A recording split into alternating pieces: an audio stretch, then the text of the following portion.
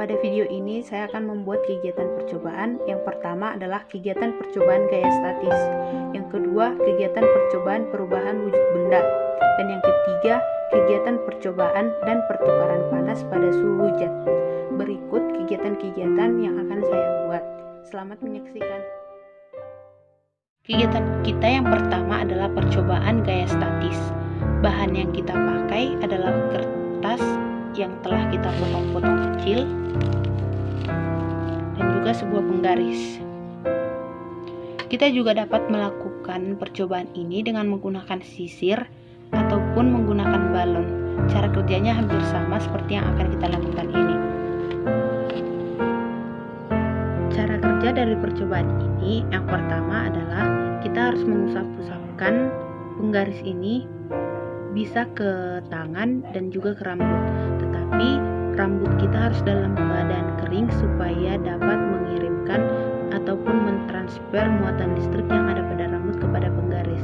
Nah, bukti jika penggaris ini nanti bermuatan listrik akan kita coba dengan mendekatkannya kepada potongan-potongan kertas kecil ini.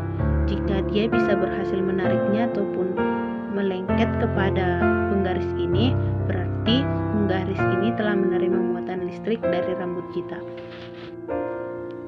Kita coba kepada kepala kita.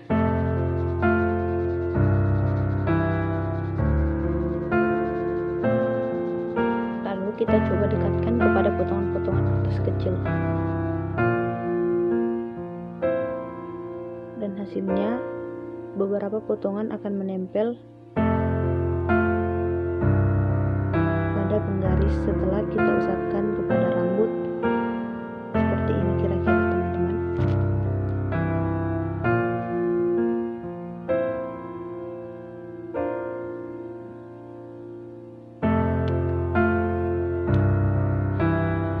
Kita coba kepada tangan kita usap-usapkan penggarisnya sampai beberapa kali. Dan setelah dirasa cukup, kita bisa mencobanya kepada potongan-potongan kertas kecil.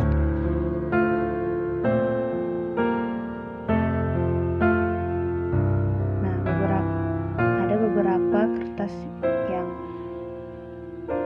melengket pada penggaris. Ini membuktikan bahwa penggaris telah menerima muatan listrik dari tangan berupa muatan negatif.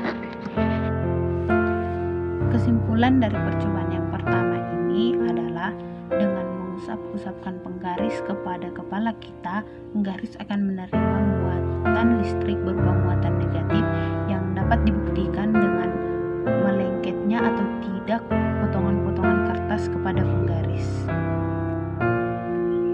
Kegiatan kedua yaitu percobaan pada perubahan wujud benda. Perubahan wujud benda itu sendiri ada mencair, menyublim, menguap, mengkristal, mengembun, dan juga membeku. Nah, kita akan melakukan perubahan wujud mencair, yang dimana perubahan ini dialami dari benda padat ke cair. Contohnya adalah lilin, di mana lilin ini adalah contoh dari benda padat yang akan mencair ketika dia menerima kalor. Ini adalah lilin yang mencair ketika diberikan kalor atau dia telah menerima kalor, di mana lilin tersebut yang tadinya padat kini mencair setelah menerima kalor.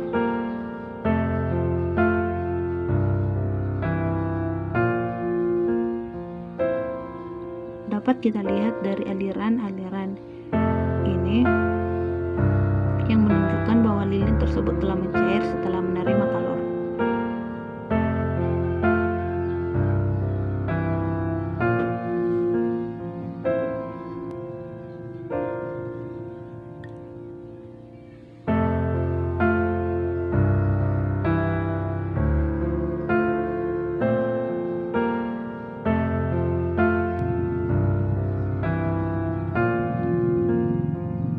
Semakin banyak kalor yang diterima, semakin banyak juga perubahan yang terjadi, di mana lilin tersebut akan semakin banyak yang mencair.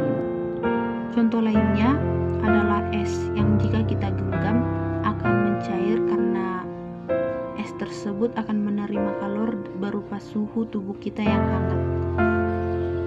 Kesimpulan yang dapat saya ambil dari kegiatan percobaan kedua ini adalah di mana benda padat akan mencair ketika dia menerima kalor, yaitu lilin yang akan mencair ketika diberikan kalor berupa panas dari nyala api. Kegiatan ketiga adalah perpindahan dan perubahan panas pada suhu zat, dan yang saya coba adalah perpindahan pada konduksi, di mana konduksi adalah perpindahan pada benda padat tanpa mempengaruhi partikel-partikel penyusun dari benda padat tersebut. Saya ambil contoh percobaan pada konduksi adalah mentega yang mencair pada saat diberikan kalor.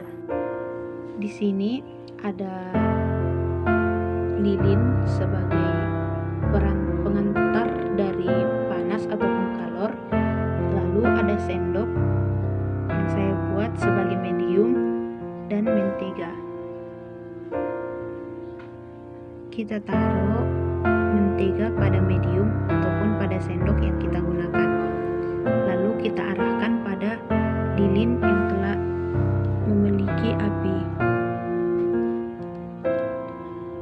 Dari sini dapat kita lihat bahwa lilin dan api memberikan kalor yang dimana kalor tersebut merambat kepada sendok ataupun medium yang membuat menteganya mencair. Dapat kita lihat menteganya sudah mulai cair ketika medium yang kita pakai sudah merambatkan kalor yang diterima dari nyala api.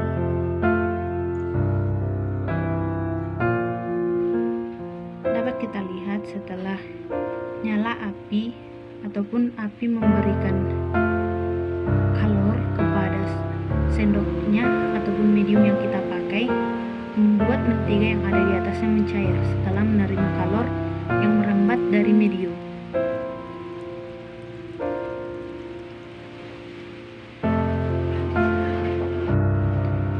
Ini membuktikan bahwa kalor merambat melalui medium yang membuat mentega menjadi mencair.